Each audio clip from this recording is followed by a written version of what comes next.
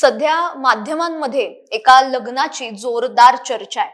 राजकारण्यांपासून पत्रकारांपर्यंत सगळ्यांना हाच प्रश्न पडलाय की लग्न कधी होणार. म्हणजे संपूर्ण महाराष्ट्र आता मुलगी शोधण्याच्या कामाला लागलाय. अहो, व्यक्तीच तशी आहे, कोण म्हणून काय विचारता. अमेरिका रिटर्न्स आपलं झुरळ अभिजित दिपके यंदा कर्तव्य आहे. म्हणजे उद्धव जनाबांनीच मनावर घेतलंय, त्यामुळे बहुतेक या वर्षी अभिजित बोहल्यावर चढणार, त्याचं लग्न होणार. आता त्याचा बायोडेटा सांगते. म्हणजे तुमच्या पाहण्यात कोणी मुलगी असेल तर आपल्या उद्धव जनाबांना सांगा, ते त्याच्या आई वडिलांशी बोलतील. मुलाचं वय आहे 30 वर्ष. आता मुलगा काय करतो हा सगळ्यात महत्वाचा प्रश्न आहे. तर आंदोलन करतो, सरकारला घेरतो, दुटप्पी भूमिका घेतो. तरुणाईला संभ्रमात पाडून मंत्र्यांचे राजीनामे घेणं हे तर त्याच्या आवडीचं काम आहे. हे काम तो फार उत्साहाने करतो. आता याच्या लग्नात वऱ्हाडी कोण कोण असणार तर अरविंद केजरीवाल, राहुल गांधी, प्रियंका गांधी, मल्लिकार्जुन खरगे, अखिलेश यादव, डिंपल यादव, महुआ मोइत्रा आणि प्रमुख पाहुण्यांच्या भूमिकेत सोनम वांगचुक हे कदाचित 8 दिवस आधीच तिथे जाऊन बसतील. आणि छान संगीत नाईटचा कार्यक्रम करूया आणि त्याचं सगळं आयोजन आहे ना विजेता धैयाला करायला सांगूया. किती छान डान्स करतो तो. म्हणजे आंदोलनात आपण पाहिलं ना, आरे प्रीतम प्यारे पासून सगळ्या गाण्यांवर तो नाचतो. आता जरा यांचं फाटलंय, सीजेपी मधून त्याला बाहेर काढलंय, पण लग्नाच्या निमित्ताने येतील जवळ, तुटलेली मनं येतील जवळ. त्याला आपण डान्स बसवायला सांगू. कदाचित उद्धव जनाब पण नाचू शकतात, त्यांचे पण आपल्याला नवीन कलागुण या निमित्ताने दिसू शकतात. त्याचबरोबर आपण स्टँडअप कॉमेडीचा एक शो ठेवूया, कुणाल कामरा तो सादर करेल. त्याच्यानंतर बस नाम रहेगा अल्लाह का फेम नंदिता नारायण यांच्या गाण्याचा कार्यक्रम तर झालाच पाहिजे. सनई चौघडे वाजंत्री वगैरे असं काही नको, सरळ आपण डफली गँगला बोलवूया. ते छान डफली बडवत बसतील, आजादी आजादी ओरडत बसतील. आणि रील स्टारची तर काही कमी नसणार आहे, त्यांची तर मांदियाळीच असेल. कारण या आंदोलनाच्या निमित्ताने किती रील स्टार आपल्या समोर आलेत, ते छान छान रील करतील. मग त्यानंतर ठाकरे ब्रदर्सचा सुद्धा एक डान्स होऊ शकतो, चांगला डान्स करतात ते. अरे कलाकार राहिले ना, म्हणजे प्रकाश राज, स्वरा भास्कर, सोनाक्षी सिन्हा, विशाल दादलानी, त्याचा तर एक गाण्याचा कार्यक्रमच होऊन जाऊ देऊ. आपले मराठी कलाकार सुद्धा तिथे जाऊ शकतात, कारण त्यांनी सुद्धा पाठिंबा दिला होता. म्हणजे यंदा बहुतेक कर्तव्य आहे, कारण उद्धव जनाब आणि आपल्या मराठी माध्यमांनी अभिजितच्या लग्नाचा विडाच उचललाय. कारण याच्या लग्नाच्या आता हेडलाईन्स यायला लागल्यात.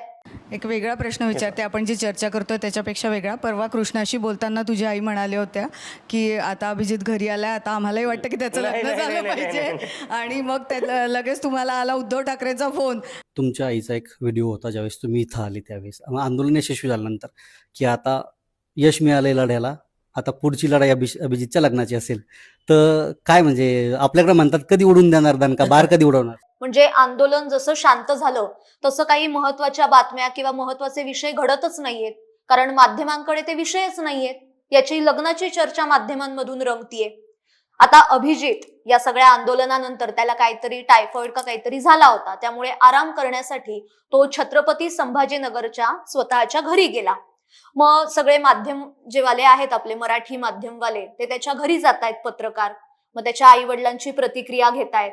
आता एवढं मोठं काम केल्यावर अभिजित खूप दिवसांनी घरी गेलाय, आई वडिलांना कौतुक आहे. पण आता पत्रकार काय विचारतायत तर तुम्हाला सून कशी हवी, ऐका. मला एक वेगळा प्रश्न विचारायचा, आई म्हणून काही पाहुण्यांचे फोन आले का अभिजितचं लग्न वगैरे करायचं? हो आलेले आहेत. आता बघूत, आता त्याला हे इथून तर बाहेर पडू द्या, याच्या पुढे बघूत म्हटलं काय काही नाही. लग्नाचं येत आहेत भरपूर फोन, आधीच म्हणत होते लग्न करा लग्न, तर म्हटलं करूत आता यावर्षी बघूत म्हटलं. तर यावर्षी ते आंदोलनच त्याचं सुरू होतं ना, त्याच्यामुळे बघू आता केव्हा योग येईल तेव्हा बघूत लग्नाचा. ह्या सगळ्या आंदोलनापासून आणि कालपासून जास्तच फोन आले असतील. हो, सारखे फोन चालूच आहेत, सर्वांचे पाहुणे रावळ्यांचे सगळ्यांचे फोन येत आहेत. आई म्हणून काय सांगाल, कशी पाहिजे सूनबाई? आता ते त्याच्या मनावर राहणार. मी सूनबाई म्हणून काय करणार.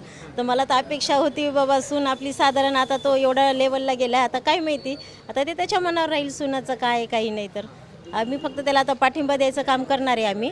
आम्ही काही आता जास्त त्याला हे नाही करणार, कारण खूप तो याच्यातनं बाहेर निघालेला आहे. त्याच्या आईला साधी सरळ सून हवी आहे.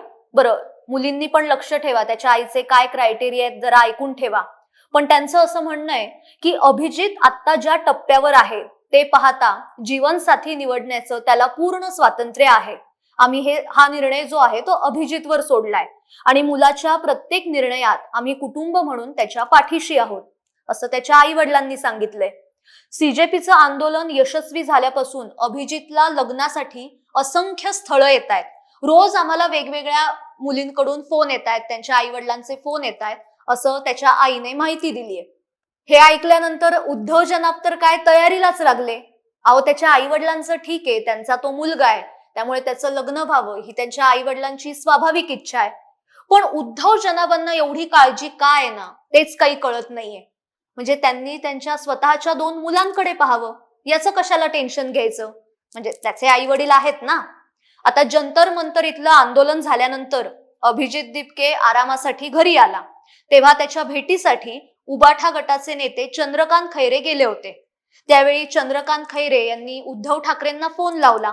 मग उद्धव ठाकरेंनी फोनवरून अभिजितच्या आई वडिलांची चौकशी केली. काय ती आपुलकी, काय तो घरोबा, ऐकाच तो संवाद. हो ना, मी आधी विचारतच होते. मग आता मी म्हटलं सून यावा आणि जावई यावं, पण त्या आई वडिलांच्या अपेक्षा नाही, त्याच्या मनावर राहील ना आता. नाही आता नाही. हो ना, कारण कसं त्याला गोष्ट म्हणते काहीच नको म्हटलं होतं. उद्धव ठाकरेंनी हसत खेळत विचारलं, काय मग अभिजितचं लग्न कधी करताय?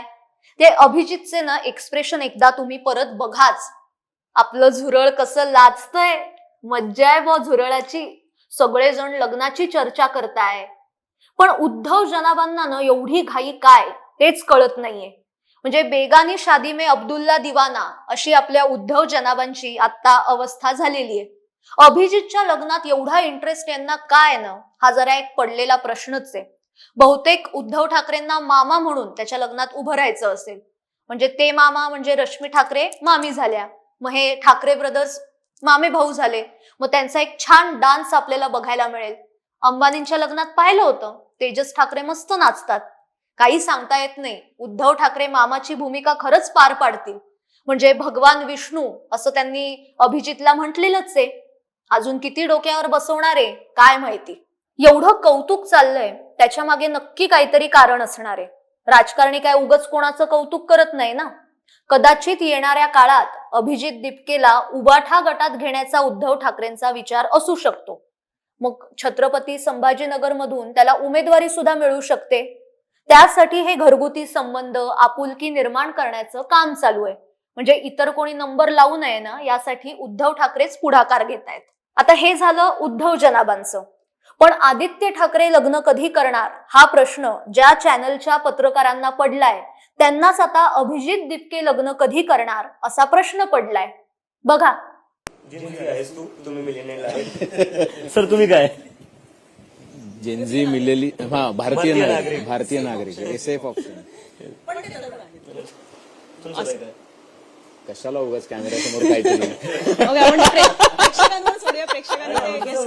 लग्न चालू, तुम्ही वय सांगायला तयार नाहीये. नाही, तुम्हाला उद्धव ठाकरे तुम्हाला विचारतात लग्न करायचं, करणारच हे बघू दे. तुला पण विचारतात काय करतो मुलगा. नाही, तुला विचारतात काय करतो मुलगा. घरचे तर मागे लागले. आता मी सांगू काय मुलगा काय करतो, जंतर मंतर वर बसतो. फारच गहन विषय आहे ना. म्हणजे यावर माध्यमांमध्ये चर्चा झालीच पाहिजे, नाहीतर फार अवघड आहे.